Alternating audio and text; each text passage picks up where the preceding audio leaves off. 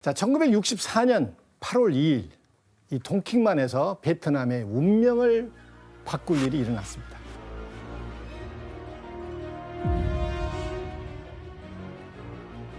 자, 동킹만은 보시다시피 베트남 동쪽에서 중국 사이에 있는 만이죠. 위치를 보면은 이게 뭔가 심상치 않은 일이 일어나겠구나 이게 예측이 되죠.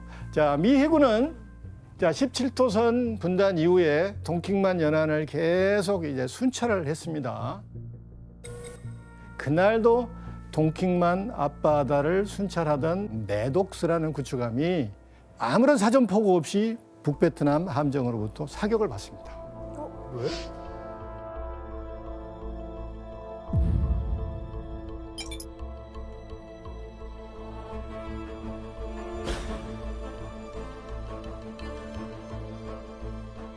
그러나 바로 대응 사격을 하지 않고 워닝을 줍니다. 그런데 여기서 끝난 게 아니에요. 이틀 이후인 8월 4일 북베트남이 또다시 공격을 해봅니다.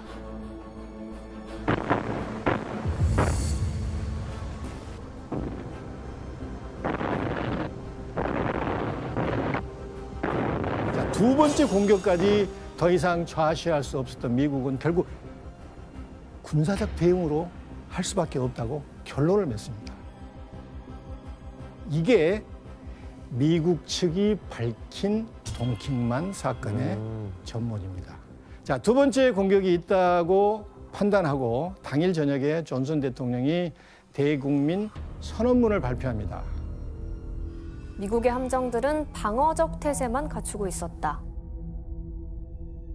그러나 북베트남의 이러한 불법 행위로 인하여 우리의 남베트남 국민과 정부에 대한 총체적인 지원은 배가 될 것이다. 이 선언문과 함께 이제 의회에서 이른바 동킹만 결의안 레졸루션이 진행이 됩니다.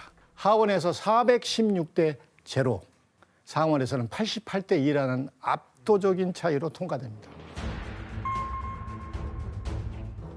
결의안이 통과되면서 존슨 대통령은 동남아시아에서 미군에 대한 어떤 공격도 격퇴할 수 있고 더 이상의 침략을 막기 위한 필요한 조치를 취할 수 있는 권한을 부여받게 됩니다. 한마디로 존슨 대통령 지휘 아래 베트남 내전에 미국이 적극적으로 본격적으로 개입할 수 있게 된 거예요. 이 동킹만 사건 이후 이제 미국과 북베트남의 전쟁이 공식적으로 시작이 된 것입니다. 왜 쐈어, 그것도? 그러니까 이게 제가 듣기로도 동킹만 사건이 뭐 조작된 거 아니냐 이런 얘기가 있다고 들었거든요.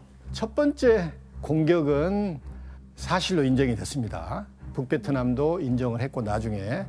근데 두 번째 공격이 문제예요. 그래서 두 번째 공격의 진위를 두고 북베트남과 미국은 전혀 상반된 입장을 내고 있죠. 통킹만 사건에 대해서 어떻게 알고 계세요? 두 번째 공격은 없는 걸로 이렇게 네. 배웠어요. 1995년도에 미 국방부의 그 장관 그리고 베트남의 참모총장 하노이에서 만난 적이 있다고, 거기서 베트남의 장관은 그 2차가 없다고 그냥 미국에서 날조한 거라고 이렇게 답한 일도 있었어요. 타일러 씨는 미국 쪽 입장은 어떤가요? 학교에서 배울 때 동킹만 사건이 그냥 가짜였다고 이렇게 배우거든요. 가짜라고? 예, 예. 그냥 조작한 거라고 이렇게 배우는데, 왜냐면 기밀 문서가 이렇게 유출이 된 건지 뭔지를 모르겠지만 그게 이제 신문에서 기사가 나가고 이게 사실이 없었던 공격이었다.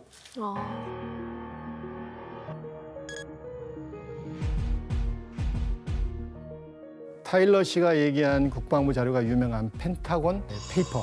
이게 뉴욕타임즈에서 공개되면서 난리가 난 거예요.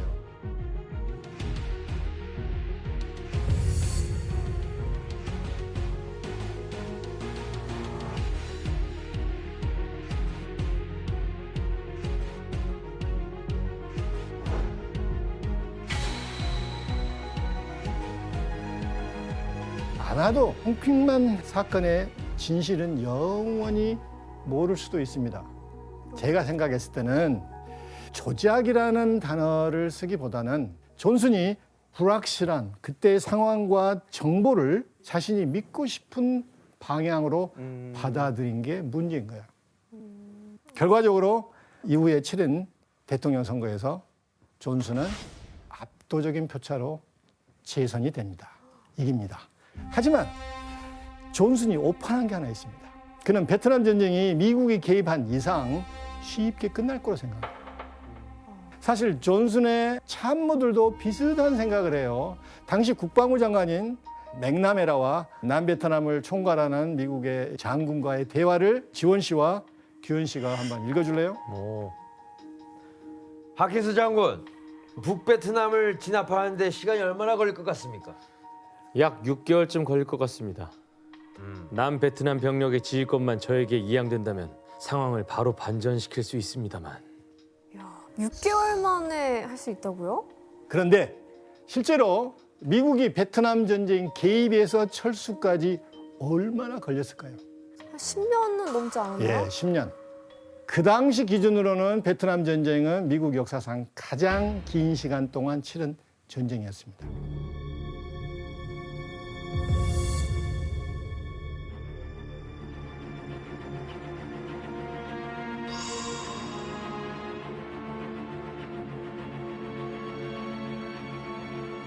그래서 베트남은 미국의 이런 위상을 시험할 수 있는 전쟁터가 된 거예요. 하지만 이렇게 세계 최고의 수준의 경제력과 군사력을 갖춘 미국이 이 전쟁에서 할 수 있는 것은 제한적이었어요. 왜 그랬을까요?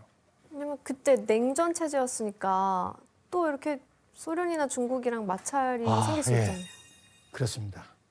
자, 17도선이 그어졌죠. 미국의 이 전쟁은 주로 그 밑에서 남베트남에 있는 베트콩을 척결하는 게 주 목적이었습니다. 17도선을 넘어서 북베트남과 전면전을 벌이면은 중국이 가만히 있겠어요? 또 소련이 가만히 있겠어요?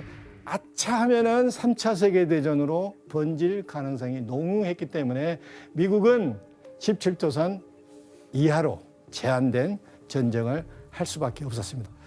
그리고 마침내 1965년 11월 14일 미군과 북베트남군 정규군의 첫 정면 충돌이 벌어집니다.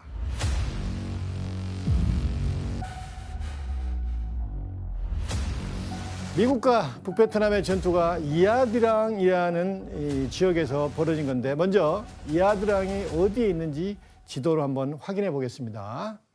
자, 이아드랑은 캄보디아 쪽에 캄보디아랑 같이 있네. 예, 캄보디아의 접경이고 라오스도 굉장히 근접해 있죠.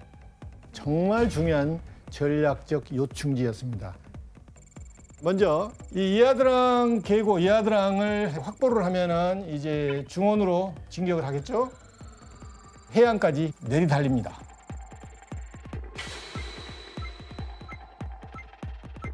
그런 사이 어떤 일이 벌어지겠어요? 남베트남 전역에서 베트콩들이 모여요. 무장 봉기가 일어날 거 아니에요. 도와주는구나. 그래서 남베트남을 단숨에 공산화시키겠다는 이 목적이 있었던 거예요.